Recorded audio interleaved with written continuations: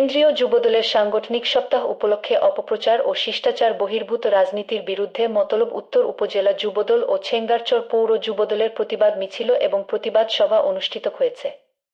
23 June মঙ্গলবার বিকালে Chhengarchar college road থেকে মিছিল শুরু হয়ে বাজারের প্রধান সড়ক প্রদক্ষিণ করে থানা রোডে এসে শেষ হয়।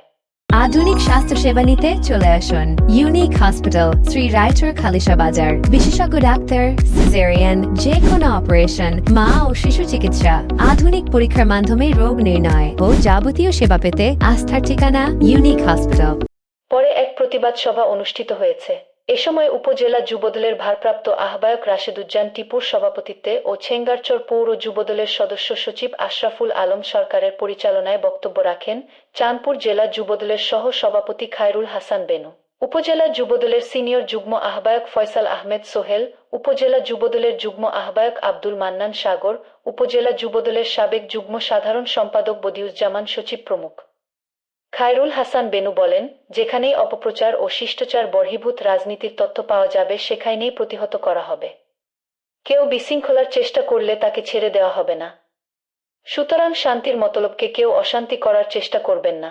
আরও উপস্থিত ছিলেন উপজেলা যুবদলের যুগ্ম আহ্বায়ক মোশারফ হোসেন মুরাদ, পৌর যুবদলের সাবেক সাধারণ সম্পাদক আবু সাইদ, ছেঙ্গারচর পৌর শ্রমিক দলের সভাপতি গোলাম রাব্বানী স্টার, সদস্য সচিব মো আক্তারুজ্জামান, ফতেপুর পশ্চিম ইউনিয়ন যুবদলের সভাপতি মমিনুল ইসলাম, গজরা ইউনিয়ন যুবদলের সাধারণ সম্পাদক শফিকুল ইসলাম, বাগানবাড়ি ইউনিয়ন যুবদলের সভাপতি জিশান, ছেঙ্গারচর পৌর ছাত্রদলের আহ্বায়ক শাকিল খান, সদস্য সচিব ফরহাদ হোসেন সহ যুবদল, ছাত্রদল ও সহযোগী সংগঠনের নেতৃবৃন্দ যারা করেছেন সামাজিক যোগাযোগ মাধ্যমে তারা পরিচিতি দেওয়ার চেষ্টা করছে।